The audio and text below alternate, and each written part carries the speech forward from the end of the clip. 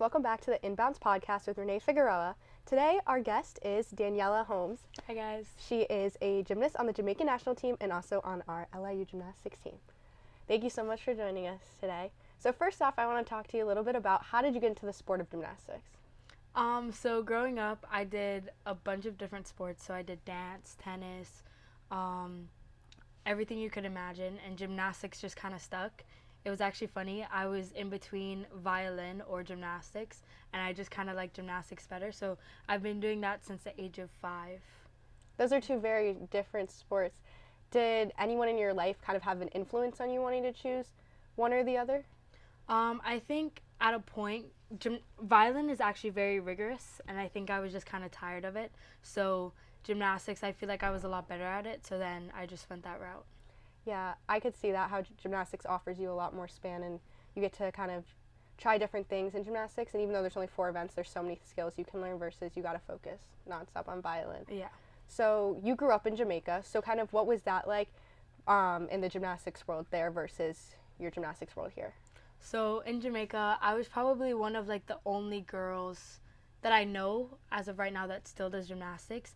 Like over there, they were trying their best to give us opportunities, but I was just at a point where I just felt like I wasn't improving, and I would come to competitions in America and the girls were 10 times better than I was, and at a point I told my mom, I was like, if I want to be good, I can't stay here anymore. So she did what she could to send me up to America. Yeah, that's honestly so amazing that your mom was able to send you up to the States. What really was that conversation like that you realized, like, I have so much potential, and your family, also how did it feel that you knew your family believed in you that much, that they wanted you to live out your dream and you moved from a different country all the way here? I think, so I used to come up to Miami. I used to go to Miami to do summer camps, and I think when those coaches kind of like saw my potential too, and my mom was a single mom, so it was me and my sister, so it's not like we came from like a bunch of money, but my mom, she's always been very self-determined, and I think she saw that once I had a passion for it, what would it be for her to not, give me that opportunity? So I think once everyone around her and like she started seeing that I had potential, then she was like, okay, let me see what I can do. And honestly, like, I thank her for everything, because it's been almost 9 years and I've been able to live in America and do the sport that I love. I'm now D1, so it's like everything that she did sacrifice and everything that I've sacrificed has like worked out in the end for me so far. Yeah, I think that's really amazing. And you talked a lot about how your mom was really that big support system for you. Throughout these 9 years that you haven't been able to live with her, kind of how has overall the sport really impacted your relationship with her? Yeah. So just to give you a background, like in Jamaica, it's my mom, her brother, their mom, my grandma, and we've always been super close. So we've just always had such a strong family bond, but my relationship with her, I think I'm such a mama's girl, so since I was 11, I've called my mom every single day. I call her 3 times a day, I call her 4 times a day, and she always picks up, no matter if she's at work or no matter what. So I think just her allowing me to just call her whenever I want and just showing me that it doesn't matter what she's doing, she's gonna drop everything for me. I think that's just it's been great, and I think because of how she was raised and how she raised my sister and I think that just kind of like instilled our bond. But I would say like my mom and I were super close. Like even when I go back home, like it's obviously difficult because I'm like super independent, but whenever I go back home, like I know she loves me, and like I've just been so blessed to have such a great family and just such a great support system, because they see my vision and they are always telling me to go for it. So yeah, that's super amazing. And like you said, you get to go back home, and you just recently went back home for competitions for Jamaica. So can you talk a little bit about what that process is like, being on the Jamaican national team and continuing like to always go back to be able to kind of like build your legacy there as well as here? Yeah, so in Jamaica, how it works to be on the team, you either have to be born and raised there, so you have to have a passport, or you can have your parents be Jamaican, and like say you were born in America, your parents have to be Jamaican. So I'm probably one of 2 girls on the team, or who have tried out from the team, that was born and raised there. So that's such a cool honor, because every time I get to go back home, it's where I'm from, right? So competing for Jamaica this weekend, I didn't compete in 2 years. Like the last time I competed to be on the team, I tore my labrum. But I think I've been hanging around that scene since like 2015. So I've known everyone there, right? So we're basically family, and I've gotten the honor to compete for Jamaica 3 or 4 times. I went to Pan American Games, Commonwealth Games. I was the first ever Jamaican woman to compete at the Commonwealth Games. And I went to El Salvador. So that was just like being able to step up on the world stage and just represent my home country has just been an honor. And I think, I feel like gymnasts, like we always go through a phase where we don't want to do gymnastics anymore. But I remember my mom telling me, she's like, listen, like, go compete for Jamaica for the first time. If you like it, let's see where that takes you. If you don't, you can be done. And I just remember like competing for them for the first time, and like my whole perspective changed. And I was actually able to I was named captain when I went to Pan American Games. So that was just truly an honor. It's like, it's a feeling that's so indescribable. And I think for me, just going forward, I just want to get as many competitions as I can under the belt. So this weekend, I competed, so now I'm just waiting to see if I'm on the team. That's truly amazing. I think that really shows, like, I feel like Jamaica to you is one of your whys in gymnastics. And I would say, kind of, do you feel like competing for Jamaica kind of puts an extra pressure added onto you, like mentally, when you go out there and have those meets versus the meets you've had in club and the ones you've done in college? Yeah. Having that title of knowing that you're representing your whole country, does that add another level to it, or is there something that you've learned along the way that's helped you kind of ease that pressure that may be there? I would definitely say, like maybe like a couple years ago, like 2 years ago, every time I would compete, every time I'd have a big major meet, I would cry. Like the whole week I would cry, and I would just like, I'm not ready, like I'd put myself down. But I think something for me that helped was my coach in Miami. His name's Carlos. He's an international judge. He does all of that. And he just kind of always assured me that I was ready. Like, even if I'm doing not what I needed to be doing, like the high level skills, like he was like, you're ready, and I wouldn't be sending you out there if you weren't. So I think having him has really helped me throughout the years, like gain my confidence. So even when I went to Jamaica for Thanksgiving break, I kind of felt a sense of calmness and just kind of like, I don't need to stress out because whatever happens. Like, I told them, like, obviously I'm not where I want to be, but I'm just going to go out there and do my best. And I think that's what I did. So another thing that helps me is I journal a lot. So I think just having my nerves out on a paper instead of just carrying it out in my performance has really helped. So I've definitely learned how to like maintain it throughout the years. Yeah, I definitely agree. I think journaling is a great way, especially for this sport that we're in that's so mental. It's really easy to get wrapped up in all of it, but knowing that I can write down those words on the paper, rip it up, and it almost kind of feels like can help a little bit of that stress kind of get off your shoulders. But you talked about a lot how Carlos is such a great person in your life. He keeps you calm, and he also provides that positivity. Have you had any experiences where you might have a coach that wasn't the most positive influence, and how did that kind of affect your love for the sport, even your confidence like within yourself? Because I know how easy that line gets crossed from how much we're obsessed with our sport, and then it translates our personality and everything into our everyday life. Yeah, so actually when I moved to Virginia at 11, I lived with a coach, and he worked at the gym that I went to, and he was my coach for a little, and then we got this coach named Eric. And Eric was he was a good coach, but he was also super young. So I think he had underlying issues that he had to deal with himself, like from his childhood. And I think he kind of put that onto us in a way. I remember just like being in Virginia, and it was like an ongoing cycle because I was the only one kind of doing elite. So I felt that extra pressure, and it was just kind of mental games where he wouldn't speak to us. Keep in mind, we're like 11 to like 12, 13, 14.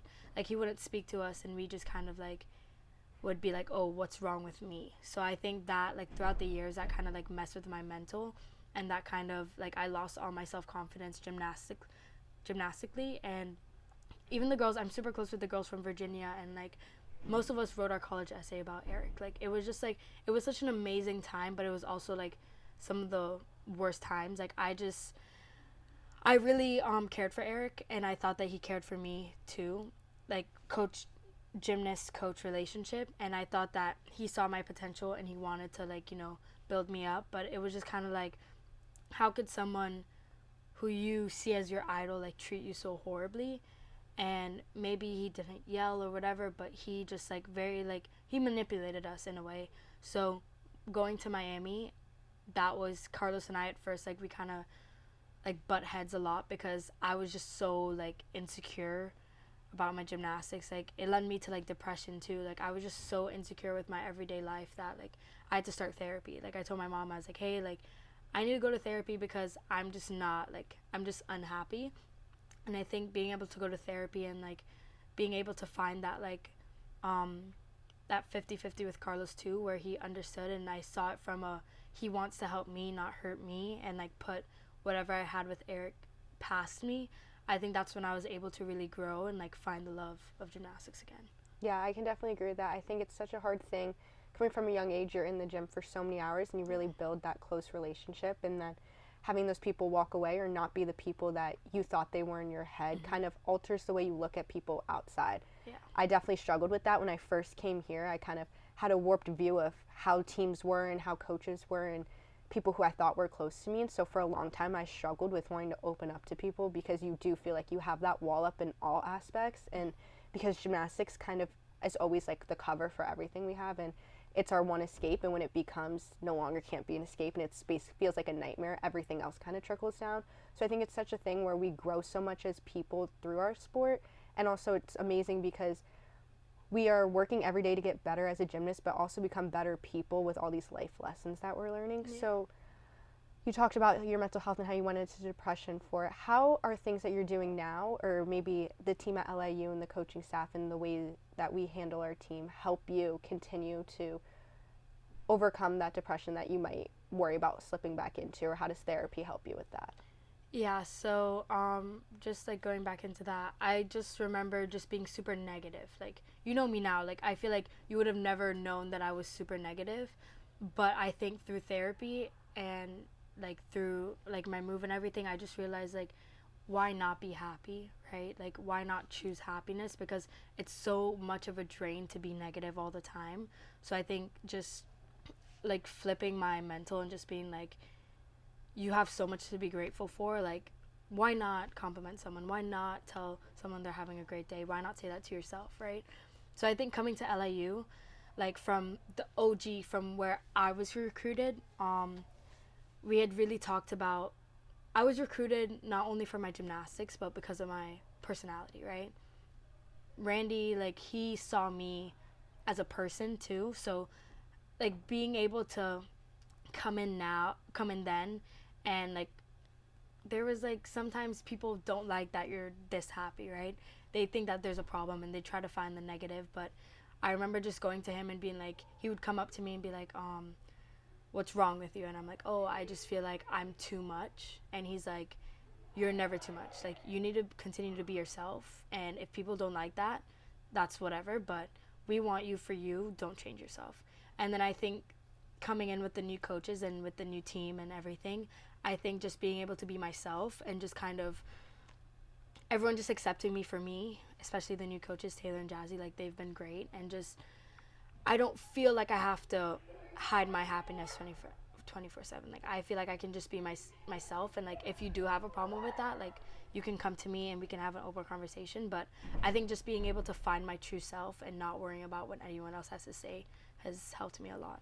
Yeah, I think that's something that's really beautiful about this team, is that we really do accept everyone like for authentically who they are. And one thing I think is so great about you and your personality is that you are definitely like that radiant ray of sunshine, and everybody wants to build off of your energy, and it's very contagious. And I think what's so important is the way that our coaches are not only trying to change the culture of gymnastics, but changing it from college gymnastics can be so serious, and you put so much pressure on yourself, because not only are you representing yourself, your team, but your university, and they're trying to create a more lighthearted space. And just by bringing your energy in and everyone being able to feed off of that. And I even remember like going through my recruiting process when I talked to you, you talked to me about it and you were like, you know what, sometimes I have hard days, but why would I not try to be that one person that can make someone else's day better? Even though I might be struggling, if I just show a smile, somebody else might smile and their day will become better. And you were telling me how knowing that even on my bad days I can make someone else's day better is something that I feel like has truly rubbed off on our entire team.